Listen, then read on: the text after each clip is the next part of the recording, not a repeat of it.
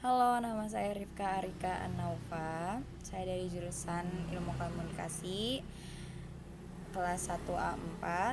Di sini saya akan memberikan respon tentang sosialisasi kurikulum 2019. Menurut saya adanya Society 5.0 di kehidupan seharian saya ini sangat membantu sekali, terkhusus saya sebagai mahasiswa yang sedang melakukan proses pembelajaran secara daring atau secara online.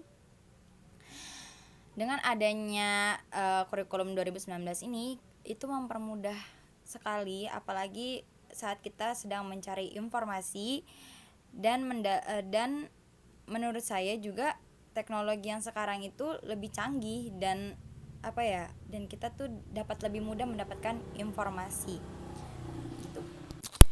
Oke, saya akan memberi respon tentang video yang telah saya tonton, yaitu dari University of Groningen.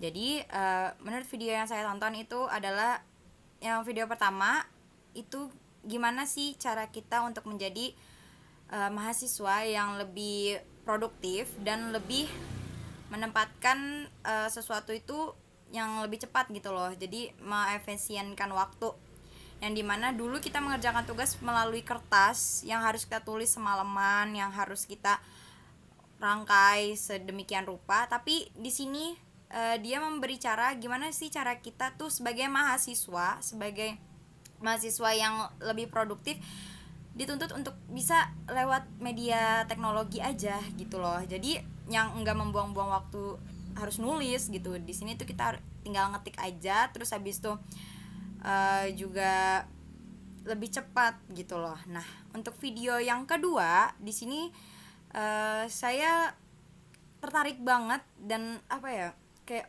wow gitu loh, sesuatu penemuan baru bagi saya, yang dimana saya tuh biasanya belajar itu tuh nggak efisien gitu loh. Maksudnya ya udah belajar ya belajar aja, tapi di video yang kedua ini saya diajarkan dengan cara gimana membuat planning untuk mengerjakan sesuatu secara cerdas.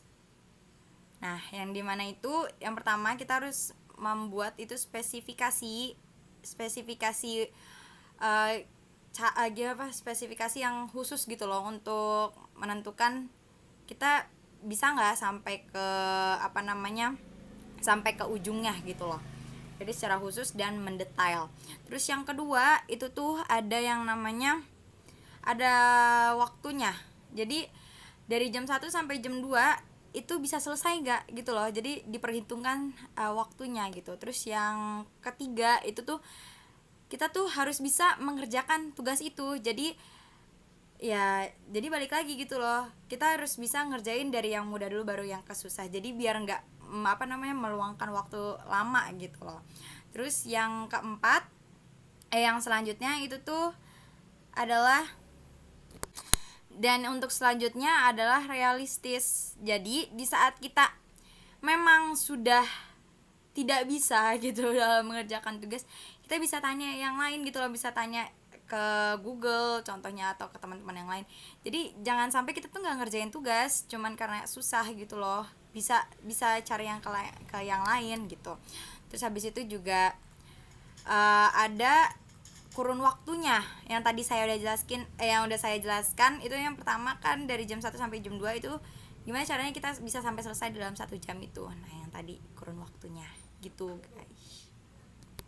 Terus di video yang kedua ini juga saya mendapatkan suatu penyerahan yang dimana saya tuh orangnya ya udah kerjain tugas aja gitu. Tapi di sini kita dituntut untuk bikin agenda.